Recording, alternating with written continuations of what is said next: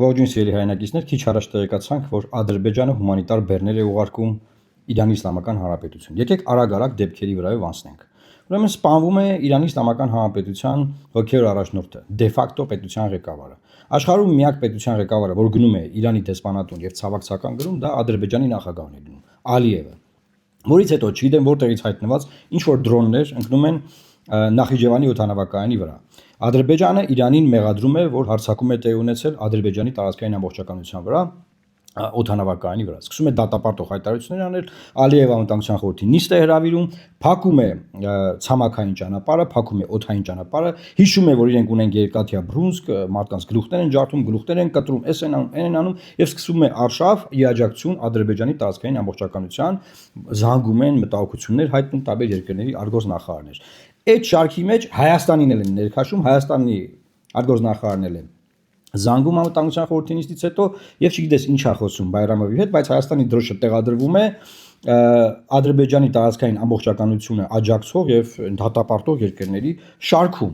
որ ըստ էության հակաիրանական մի հատ շարք է ձևավորում, այդ շարքի մեջ մեզ տեղավորում են, որից հետո, այսինքն դրանից առաջ Իրանի Իսլամական Հանրապետության զինված ուժերի գլխավոր շտաբը հերքում է, որ որևէ հարձակում եղել է։ Արտգործնախարարը զանգահարած է լինում Բայրամովին, հերքած է լինում, որ Իրանը հարձակվել է օդանավակայանի վրա։ Բայց ամեն դեպքում շարունակում են իրանք պնդել, բան հայտարարություններով հանդես գալ։ Կիրակի օրը Իրանի նախագահը խոսում է Ադրբեջանի նախագահի հետ, որից հետո Ադրբեջանը բացում է ցամաքային բեռնափոխադրումները եւ այսօր էլ արդեն որոշում է կայացվում, որ իրենք բեռներ են ուղարկում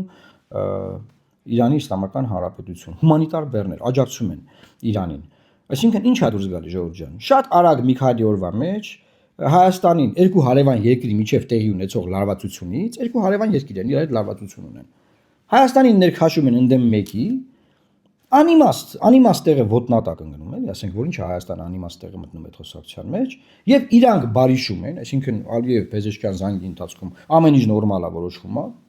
Չասեմ, որ Փեզեշքյանը նախագահ Պուտինին էլ է զանգում Ռուսաստանի դրանից առաջ ու ասում Ադրբեջանի վրա չեն հարձակվել, բայց Կիրակի օրվա զանգի արդյունքներով ճանապարհը բացում է, հումանիտար բեռներ են գնում Իրան։ Հայաստանը ինչ է շահել սրա արդյունքում։ Ոչ մի բան, զրո։ Դիվանագիտությունը մեր զրո է։ Մեր անվտանգության խորհուրդը զրո որոշումներ է կայացնում մեր դիվանագիտության, մեր պետության համար։ Մեզ վնասող եւ մեզ անիմաստ տեղը երկու մեր հարևանների միջև ներքաշեցին մեկի դեմ իբր ինչ որ տարածքային ամբողջական Ադրբեջանի տարածքային ամբողջականությունը աջակցող երկրների շարքում։ Սա է ուզում ասեմ, սիրելի հայրենակիցներ, սա խայտառակություն է։